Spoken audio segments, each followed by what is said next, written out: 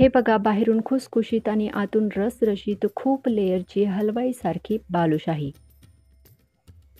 तर नमस्कार मंडळी, सण उत्सवाच्या वेळेस घरात नेहमीच गोडधोड पदार्थ बनवले जातात. आपल्याकडे सगळ्यांकडे गोडधोड पदार्थ नेहमीच बनवले जातात आणि तेच पदार्थ खाण्यापेक्षा आपण घरच्या घरी सोप्या पद्धतीने हलवाईसारखी बालुशाही बनवू शकतो. तर बाहेरून खुसखुशीत आणि आतून रसरशीत बालुशाही बनवण्यासाठी मी काही टिप्स सांगितलेले आहे आणि आपण ही बालुशाही फक्त 3 वस्तूने बनवणार आहे. तर ही परफेक्ट रसरशीत बालुशाही बनवण्यासाठी आपण व्हिडिओ शेवटपर्यंत बघा आणि चॅनलवर नवीन असाल तर चॅनलला सबस्क्राईब जरूर करा. तर चला मग बनवायला स्टार्ट करूया. तर सर्वप्रथम आपल्याला एक परात घ्यायची, मोठी परात घ्यायची, गाळणी घ्यायची आणि इथे मैदा घेतलेला आहे मी. तर मेजरमेंट मी आपल्याला ग्राममध्ये आणि कपमध्ये सांगणार आहे, त्यामुळे बालुशाही बनवताना प्रॉब्लेम होणार नाही. अशा परफेक्ट मेजरमेंटने आपण बालुशाही बनवाल तर आपली बालुशाही थोडीही हार्ड होणार नाही आणि बालुशाही रसरशीत होईल. जर ग्रॅमने मेजरमेंट करायचं म्हटलं तर 300 ग्रॅम मैदा घ्यायचा आहे आणि जर कपने मेजरमेंट करायचं म्हटलं तर 3 कप मैदा घ्यायचा आहे. म्हणजेच हे मेजरमेंट जे कप आहे त्याने, आणि वाटीने जर म्हटलं तर आपल्याला जवळपास 4.5 वाटी मैदा घ्यायचा आहे.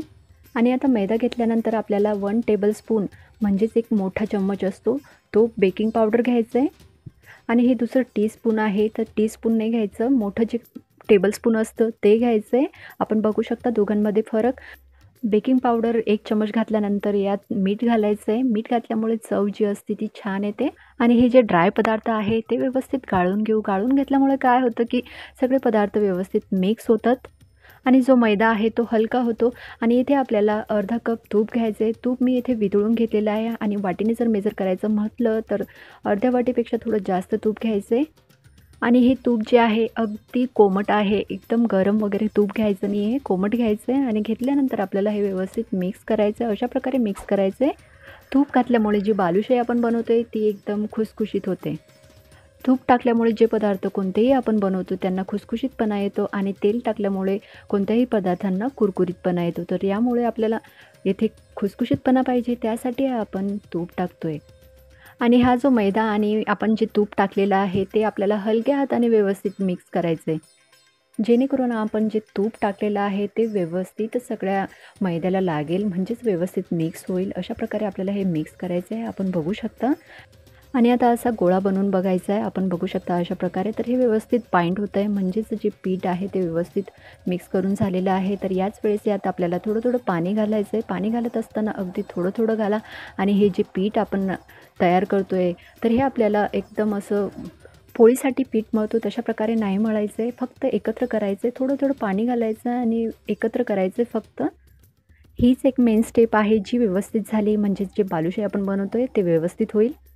म्हणजेच बालुशाहीला लेयर्स खूप छान येतील. आणि इथे 1 वाटी पाणी यूज करून झालेलं आहे. दुसरी वाटी घेऊया आणि दुसऱ्या वाटीत थोडं पाणी घालायचं आहे आणि हे जे पीठ आहे ते व्यवस्थित गोळा करून घ्यायचं आहे. आपण बघू शकता अशाच प्रकारे अगदी मळायचं नाही जोर लावून. हलक्या हाताने आपल्याला हे पीठ गोळा करून घ्यायचं आहे. आपण बघू शकता अशाच प्रकारे. आणि हे सगळं पीठ आता गोळा करून झालेलं आहे. आपण बघू शकता.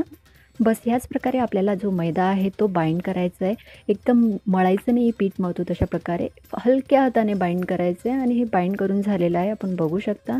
तर हे आपल्याला झाकून ठेवून द्यायचं आहे. आणि पाणी इथे मी जवळपास 2 वाट्या घेतलेल्या होत्या. 2 वाट्यामधून 1.5 वाटी पाणी मी इथे यूज केलेलं आहे. आणि आता आपल्याला रसरशीत बनवण्यासाठी बालुशाहीला तर पाक बनवूया. पाक बनवण्यासाठी इथे मी 1.5 वाटी साखर घेतलेली आहे. 1 वाटी पाणी घालायचं आहे आणि हे पाक बनवून घ्यायचं आहे. आणि पाक बनवत असताना जी गॅसची फ्लेम आहे ती मीडियमच ठेवायची.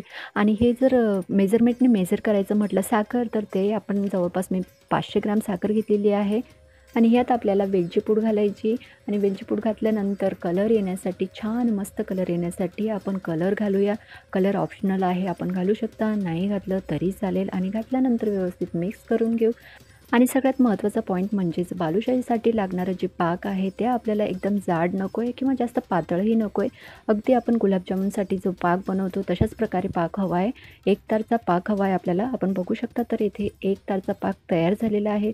तर आता गॅस ऑफ करायचा आहे, कारण थंड झाल्यानंतर जो पाक आहे तो परत गाढ होईल, म्हणून ते आताच बंद करून द्यायचं आहे. एकतार यायला लागलं तेव्हाच गॅस जे आहे ते बंद करायचं आहे. आणि बंद केल्यानंतर आपण बघू शकता की 10 मिनिट झालेले आहे जवळपास.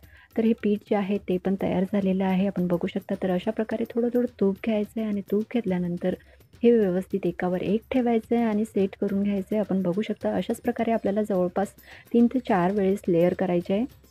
एक सोबत एक गोळा करायचा आहे, त्याला कट करायचं आहे, 4 पार्टमध्ये कट करायचं आहे. 4 किंवा 5 आपण करू शकता आपल्याप्रमाणे आणि आपण बघू शकता की लेयर जे आहे मस्त आलेलं आहे. थोडं-थोडं तूप लावायचं आहे आणि व्यवस्थित हे एकावर एक ठेवायचं आहे आणि आतून कट करायचं आहे. अशाच प्रकारे आपण 4 ते 5 वेळा करा आणि बघू शकता की लेयर मस्त आलेले आहे. यामुळे जे बालुशाही आपण बनवतोय त्यांना खूप सारे लेयर्स येतील आणि बालुशाही मस्त रसरशीत होईल.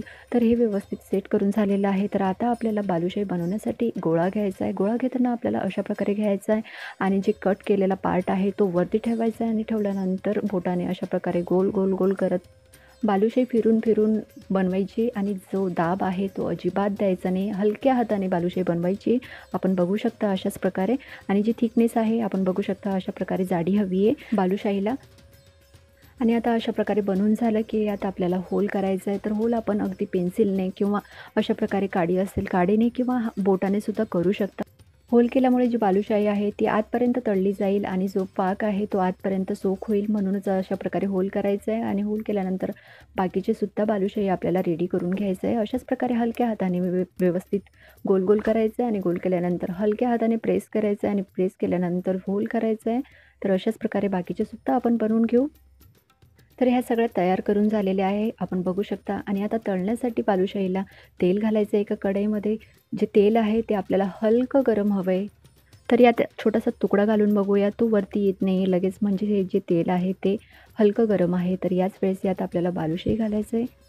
कारण जास्त गरम तेल असेल तर बालुशाही बाहेरून फ्राय होईल आणि आतून तशीच राहील. म्हणून तेल जे आहे ते हलकं गरम हवं आहे आणि आपण बघू शकता की सगळे बालुशाही जे आहे ते तेलमध्ये घालून झालेलं आहे आणि जोपर्यंत हे वरती येत नाही तोपर्यंत याला आपल्याला अजिबात हात लावायचा नाही आहे. आणि हे आपण बघू शकता की जे बालुशाही आहे ते वरती आलेले आहे आपण बघू शकता. तर याच वेळेस आपल्याला हे जे आहे साईड चेंज करून घ्यायची आणि आपण बघू शकता की बालुशाही जी आहे त्यांची साईजसुद्धा चेंज झालेली आहे. बालुशाही फ्राय करत असतानाच आपल्याकडे पेशन्स हवा आहे, नाहीतर ही जी बालुशाही आहे ती बिघडेल. आतून ती फ्राय नाही होणार, बाहेरून तर फ्राय दिसेलच आपल्याला कारण तो कलर आलेला असतो तळताना आणि आतून ती कच्चीच राहील. म्हणून थोडं पेशन्स ठेवा. आणि जवळपास 7-8 मिनिटानंतर लो फ्लेमवर झाल्यानंतर आपण बघू शकता की बालुशाहीचा कलर चेंज झालेला आहे. आणि आता शेवटी गॅसची फ्लेम जी आहे ती हाय करायची. शेवटी गॅसची फ्लेम हाय केल्यामुळे बालुशाही जी आहे ती तेलकट होणार नाही आणि कलरसुद्धा छान येईल. आणि आपण बघू शकता की बालुशाही सगळं तळून झालेले आहे आणि ह्या तळलेल्या बालुशाही तशाच मी पाकात टाकते. कारण पाक जो आहे तो थंड झालेला आहे आणि बालुशाही जे आहे ते आपल्या गरम बालुशाही आहे त्यामुळे ते तशाच त्यात टाकायचे आहे. म्हणजेच बालुशाही जे आहे ते आतूनसुद्धा रसरशीत होतील आणि अशाच प्रकारे बाकीच्या बालुशाहीसुद्धा तळून घ्यायच्या आणि तळल्यानंतर हे यात पाकात ठेवायचं आहे आणि पाकात ठेवल्यानंतर जवळपास 5 ते 6 मिनिटापर्यंत तशाच ठेवून द्यायचे आहे आणि ठेवल्यानंतर आपल्याला हे सर्विंग बाउलमध्ये किंवा एका वाटीमध्ये सर्व करायचं आहे. आणि आपण बघू शकता की बालुशाही किती सुंदर दिसते, अगदी आपण बाहेर मार्केटमध्ये खातो तशाच प्रकारे आणि तितकीच रसरशीतसुद्धा आहे. तर ही खुसखुशीत आणि रसरशीत बालुशाही आपल्याला कशी वाटली मला कमेंट बॉक्समध्ये जरूर सांगा आणि चॅनलला सबस्क्राईब करा, व्हिडिओला लाईक करा, शेअर करा. तर चला मग भेटूया नवीन व्हिडिओमध्ये.